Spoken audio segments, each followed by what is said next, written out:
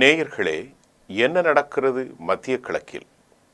இந்த தொகுப்பு பார்வையில் பல செய்திகளை நாம் பேச இருக்கிறோம். அக்டோபர் 7ஆம் தேதி இஸ்ரேல் வரலாற்றில் பெரும் தாக்குதலுக்கு உள்ளானது. இந்த தாக்குதலின் மூலம் யாரும் எதிர்பார்த்திடாத ஒரு சூழல் அங்கே நடந்தது. உலகில் யாராலும் வெற்றி கொள்ள முடியாத மாபெரும் சக்தியாக இஸ்ரேலை அதனுடைய உளவு அமைப்புகளை கண்களில் மண்ணை தூவி ஹமாஸ் அமைப்பு உள்ளே சென்று கொடூரமான தாக்குதலை நடத்தி இத்தாக்குதலில் பலர் கொல்லப்பட்டும் 1200க்கும் மேற்பட்டவர்கள் பிணை கைதிகளாக பிடிக்கப்பட்டு கஸாவுக்கு கொண்டு வந்து மறுநாள் மிக கொடூரமான தாக்குதலை இஸ்ரேல் அன்று முதல் நடத்த தொடங்கியது.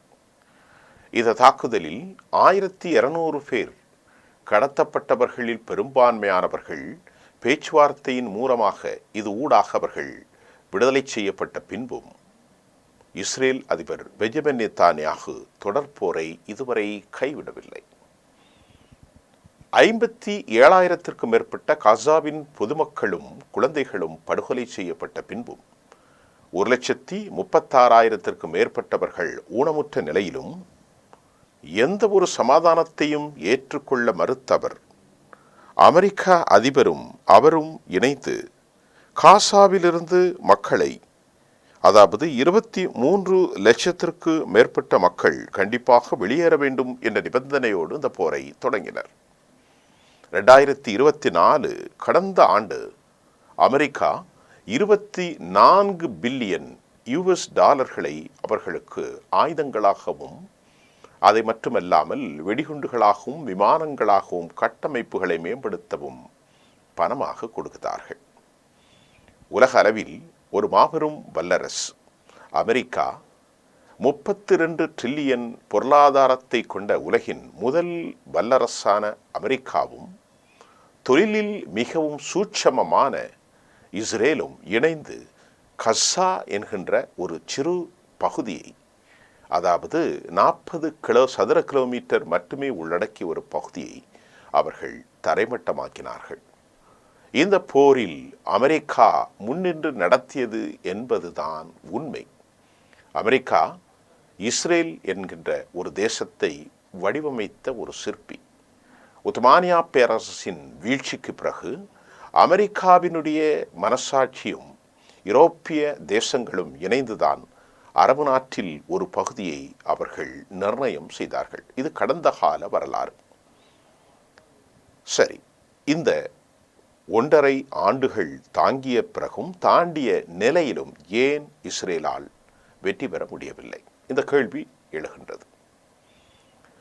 காசாவில் போராடி கொண்டிருக்கும் ஹமாஸ் ஒரு சிறிய போராளி குழு, 40,000 வீரர்கள் மட்டும் உள்ளடக்கி அவர்களிடத்தில் உலகின் எந்த சக்தியாலும் வெல்ல முடியாத இஸ்ரேலின் ஆயுத பலத்தில் எட்டிக்கூட பார்க்க முடியாத அளவிற்கு ஒரு சிறு குழு.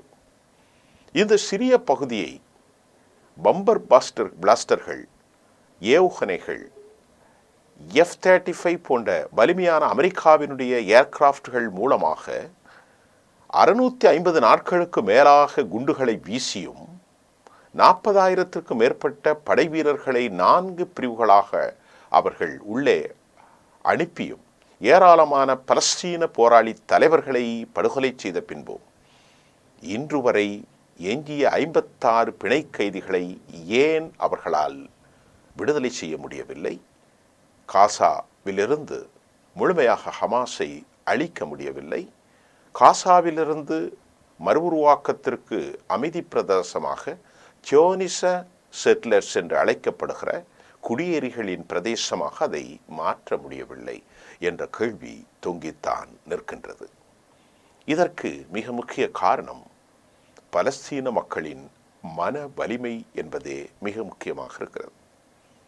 இரவு தூங்கிக் கொண்டிருக்கின்ற வேளையில் பக்கத்தில் இருந்த உறவுகளை குண்டுகளிட்டு படுகொலை செய்கின்ற ஒரு மாபெரும் மனித விரோத நடவடிக்கையும் தற்போது காசாவில் தொடரத்தான் செய்கின்றது. நேற்று முன்தினம் 90க்கும் மேற்பட்ட அப்பாவிகள் ஜஃபா தெருவில் படுகொலை செய்யப்பட்டார்கள். இதற்கு காரணத்தை என்னவென்று அறிவது? யார் இதற்கு காரணத்தை சொல்ல முடியும்? பொதுவாக உருக்குலைந்த மண்டலமாக காசா மாறியிருக்கிறது. காசாவில் தரைப்பாதைக்கு கீழ் அமைக்கப்பட்ட சுரங்கப்பாதைக்கு மேலாக வீடுகள் 80 விழுக்காடு நொறுங்கி போய்விட்டது. இவற்றில் மறைந்திருந்த ஹமாஸ் கொரில்லா தாக்குதல்களை நடத்தி ஏராளமான இஸ்ரேல் வீரர்கள் படுகொலை செய்யப்படுவதும், அந்த படுகொலைக்கு பகரமாக பழிவாங்குவதற்கு காசாவின் மக்களை கொலை செய்வதும் தொடர்கதையாகி வருகிறது. இந்த நிலையில் காசாவுக்காக சுற்றியிருக்கும் ஏராளமான அரபுகள் எந்த உதவியும் செய்யவில்லை என்பதே பலஸ்தீன மக்களின் அழுகுரலின் ஆழமான புரிதலாக மட்டுமல்ல, விம்மி அழுகின்ற இந்த குரல்கள் உலகிற்கு சொல்கிறது. நாங்கள் நம்பினோம், நீங்கள் எங்களை கைவிட்டீர்கள் என்று. அமெரிக்காவுக்கு 400 டிரில்லியனை கொடுக்கின்ற அரபு கூட்டமைப்புகள் அந்த பணத்தை தான் அமெரிக்கா இஸ்ரேலுக்கு கொடுத்து மறுஉருவாக்கம் செய்த ஆயுதங்களாகவும், குண்டு வீசும் கருவிகளாகவும், டேங்கர்களாகவும், விமானங்களாகவும், பல்வேறு மோசமான வெடிகுண்டுகளாகவும் மாற்றப்படுகிறது என்கிற சிற்றறிவு கூட அரபுகளுக்கு இல்லையோ என்ற கேள்வியை பொது சமூகம், ஊடகங்களும் எழுப்பிக் கொண்டுதான் இருக்கின்றது. ஆனாலும் அரபுகளின் பெரும்பான்மையான நாடுகள் அமெரிக்காவின் கைகளிலே அவர்கள் சிக்குண்டு போனார்கள். அமெரிக்கா அவர்களை விட்டு விலகுவதோ, அவர்கள் அமெரிக்காவை விட்டு விலகுவதோ சாத்தியமில்லை என்று சொல்லப்படுகின்றது. இந்த நிலையில் பலஸ்தீன விடுதலை போராளிகளான ஹமாஸுக்கு ஆதரவாக ஹூதிக்கள் என யமனின் போராளி குழுக்களும், ஹிஸ்புல்லா என்கின்ற பலஸ்தீன போராளி குழுக்களுக்கு ஆதரவான லெபனானின் குழுக்களும், ஈரானும் பின்னால் இருந்து அவர்களுக்கு ஓர் அளவு உதவிகளை புரிய முடிகின்றது.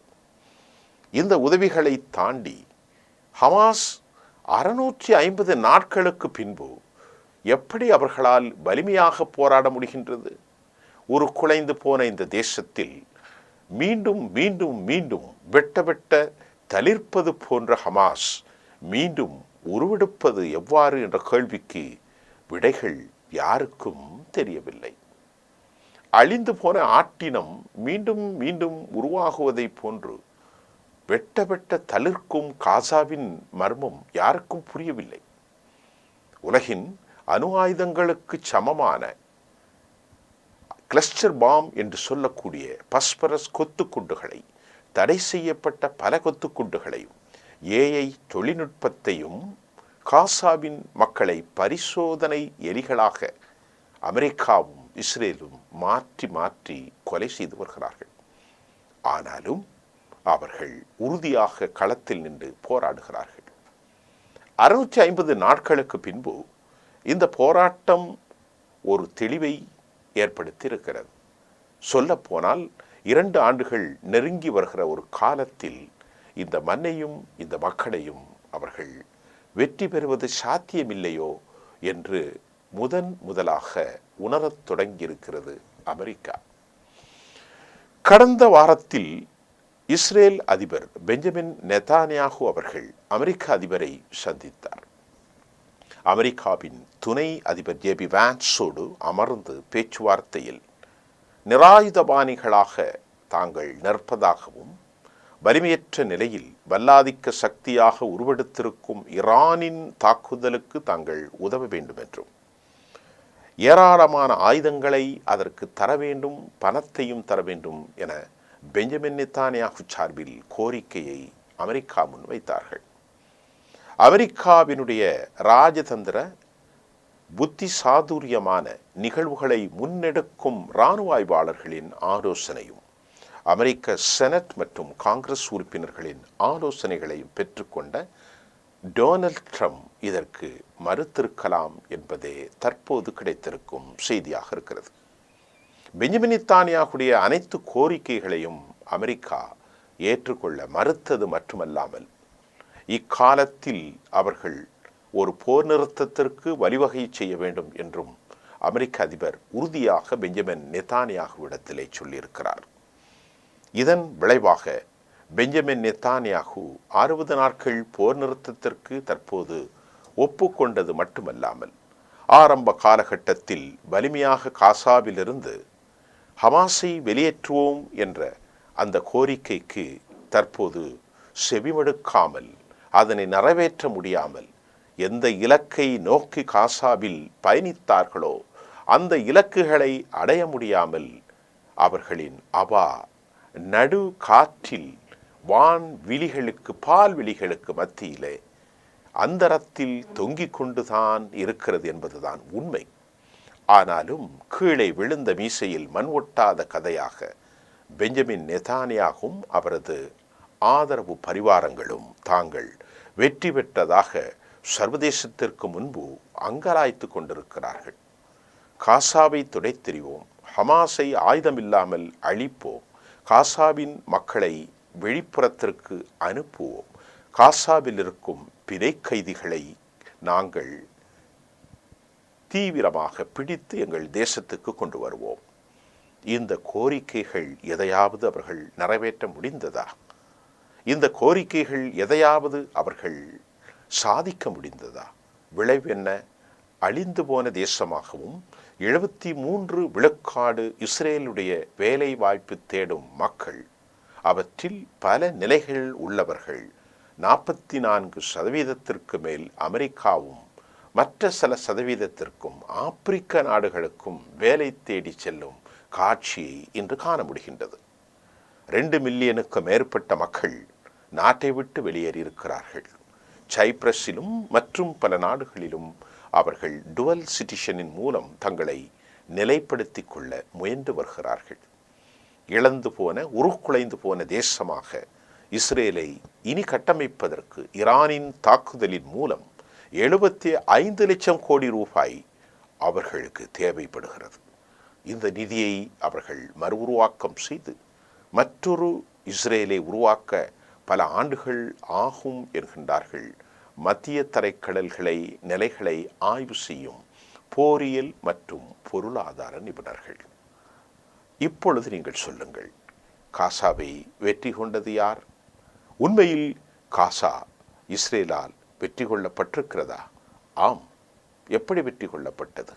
எந்த பாவமும் அறியாமல் தூங்கிக் கொண்டிருந்த குழந்தைகளையும், அப்பாவி பெண்களையும், கர்ப்பிணிகளையும், வயது முதிர்ந்தவர்களையும் 57,000 பேரை படுகொலை செய்வதுதான் இஸ்ரேலின் மாபெரும் வெற்றி. இதுவே உங்கள் மனசாட்சிக்கான கேள்வியாக அமையும். நன்றி.